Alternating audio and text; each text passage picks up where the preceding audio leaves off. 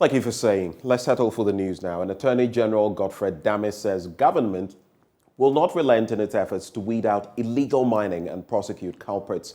The AG spoke in court when Aisha Huang and her 4 accomplices were denied bail again by a High Court judge who said her mind had not changed on the plea of lawyers for the accused persons. It was also at the hearing that it came out that the former national chairman of the New Patriotic Party, Freddie Blay, was representing the 4 accomplices of Aisha Huang. Kweku Asante was in court and now reports. So it was an interesting day in court here at the High Court complex here in Accra when Attorney General Godfred Adame led government efforts to prosecute Aisha Huang and other foreign nationals who have all been arrested for engaging in illegal mining.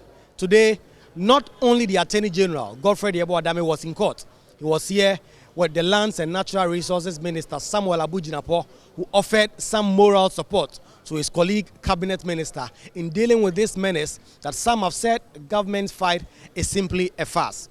Well, they've denied it. They've denied it. I mean, if there's any substance to any such allegations, I think the best way to proceed is to conduct investigations.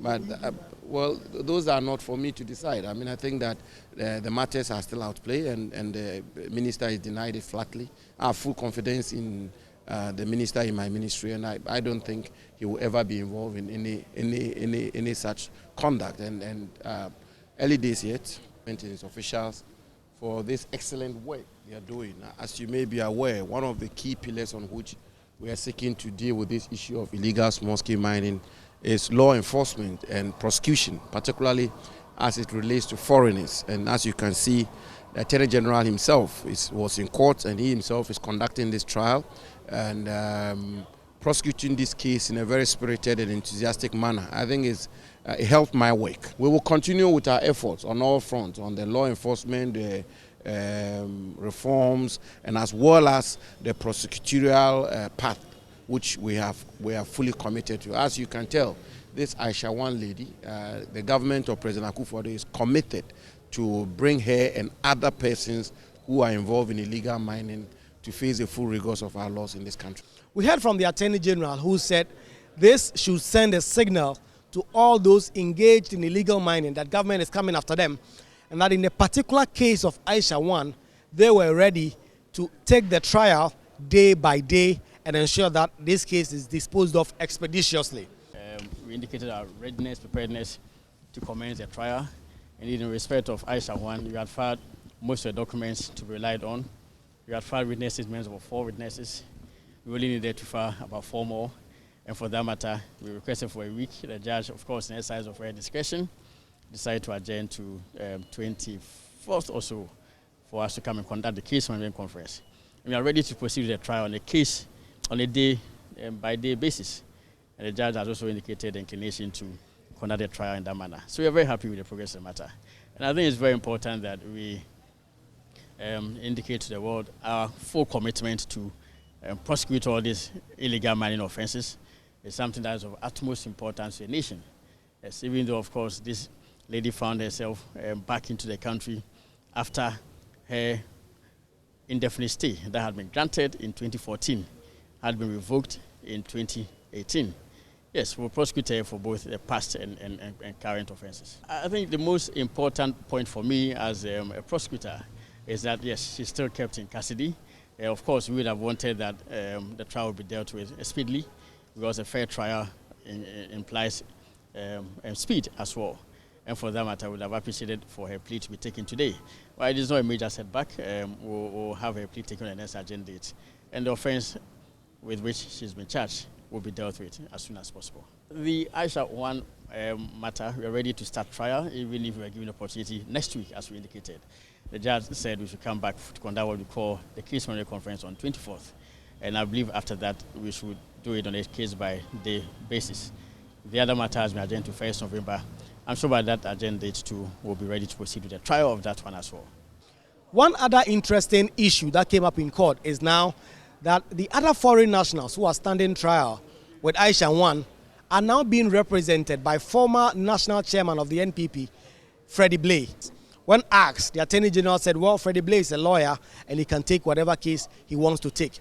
Lawyer for Aisha Huang, Nkrabea Ifadate, tried to make an application for bail, but the judge said if he did, he would flatly refuse, and that her mind had not changed because just a few weeks back, Nkrabea Efata made an application for bail and was denied.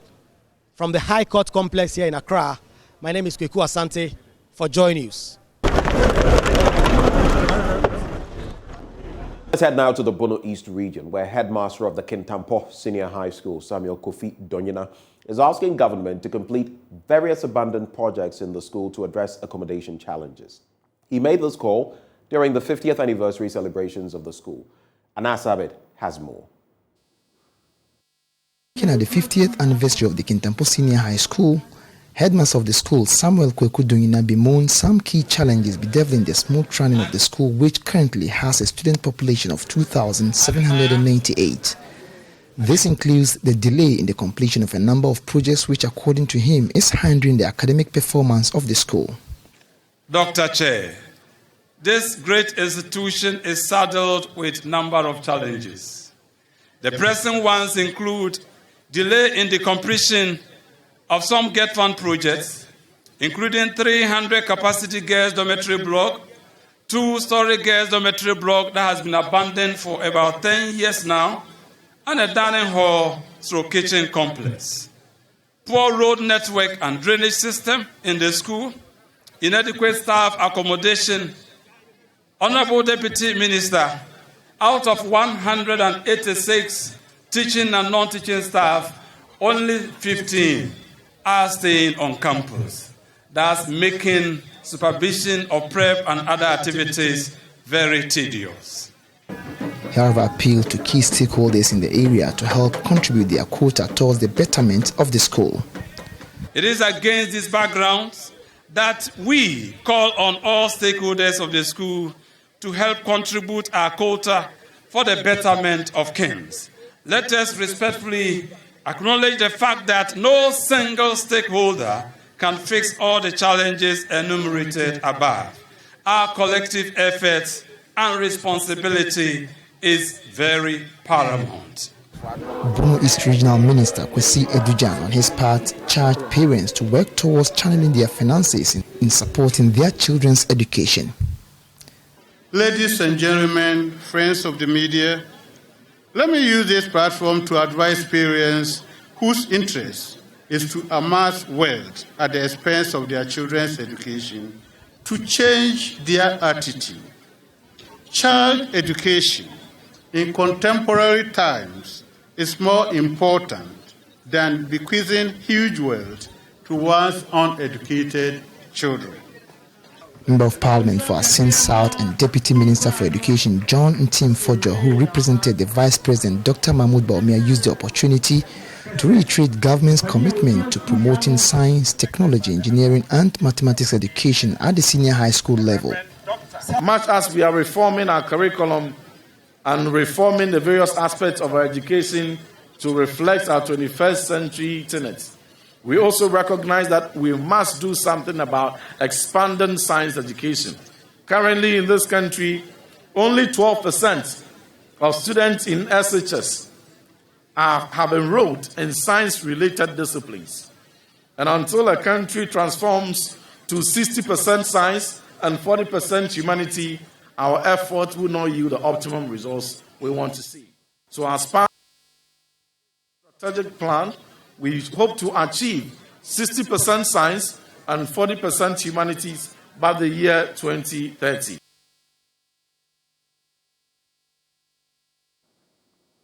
Well, now, President of Challenging Heights, James Kofi Annan, wants government to involve the private sector in its quest to achieve its revenue target in the tourism sector. Speaking at this year's Ra Beba Festival at Winneba in the Central Region, Mr. Annan indicated what was needed in the tourism sector was for government to strengthen the tourism and cultural policies by allowing the private sector to lead the way. There's more in this report. It has projected that it will rake in $4 billion in the tourism industry by 2024. This target, according to the president of the Challenging Heights, James Kofi Annan, could be achieved, but the role of the private sector remains crucial. James Kofi Annan believes that Ghana does not have a competitive advantage in the manufacturing industry and does not have a competitive advantage in the technology industry either.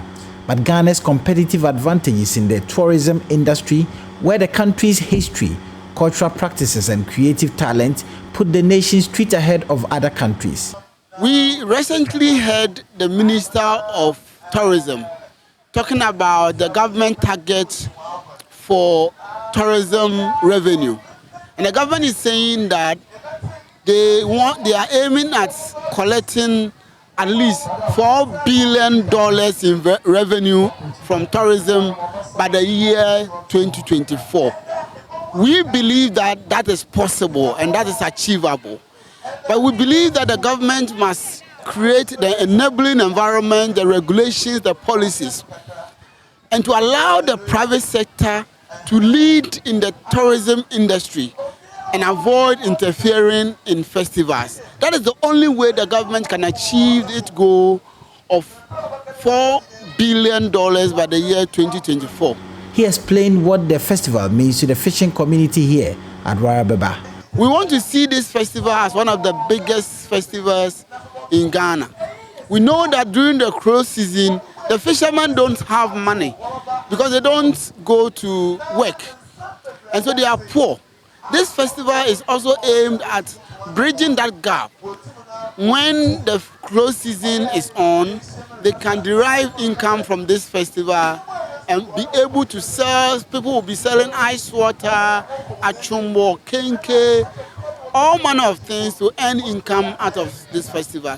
The Futu Municipal Chief Executive, Zubairu Al-Hassan, commended the fisher folk here for not engaging in illegal fishing practices. I must commend the people of Warababa because thanks to them for the type of fishing they do, you adhere to all fishing regulations the world over. I mean, you do not do light fishing. You do not use chemicals like DDT and powered soap, mentioned to be few of the prohibited forms and processing of fishing. Well, now, moderator of the Presbyterian Church of Ghana, Right Reverend Professor Joseph Obri-Yabuamante, is asking Ghanaians to work harder to reduce some of the common causes of mental health diseases. He said this could be achieved by building more meaningful, loving, and peaceful homes and communities. The moderator was speaking at the commissioning and dedication ceremony for a new Presbyterian psychiatric hospital at Bolgatanga in the Upper East region. Correspondent Albert Sori has more. The Upper East region is currently without a functioning psychiatric hospital. Although there are psychiatric nurses in major healthcare centers across the region, there was also not a single psychiatrist in the region until the Presbyterian Hospital appointed one in the year 2021. The situation meant that persons who were seeking treatment for some common mental disorders had to be referred to the southern parts of the country. This came with a higher cost, and those who could not afford it risked a deterioration of their mental illness. Here is a Deputy Upper East Regional Director of Health Services, Pascal Donzoing. The Ghana Health Service don't have a psychiatrist as the Ghana Health Service in this region. It's unfortunate we don't have any special ward to admit mental health clients. And because of that, there is also inadequate information on the use and efficacy of these drugs. A lot of inconsistencies in documentation of mental health issues which we are battling with. However, this could soon be a thing of the past, as the Presbyterian Church of Ghana has commissioned a new psychiatric hospital in Bolgatanga. The 10-bed capacity specialist psychiatric hospital comes with 2 consulting rooms, a nurses' station, nurses' changing and restrooms, washrooms, and an office for administrators. The project is a joint partnership between the Presbyterian Health Services and Friends of Boko, a Dutch group of health workers who 20 years ago took interest in the Presbyterian Hospital in the Upper East Region town of Boko and have since then been supporting the hospital in many ways. Well, in our final story, a United Kingdom-based philanthropic organization, Operation Hernia, with support from the Ho Teaching Hospital, has provided free life-saving surgeries for over 80 hernia patients. There is more in this report as we cap off the AM News. Partnership between Operation Hernia and the Ho Teaching Hospital to offer free hernia surgeries was suspended in 2019 due to the coronavirus pandemic.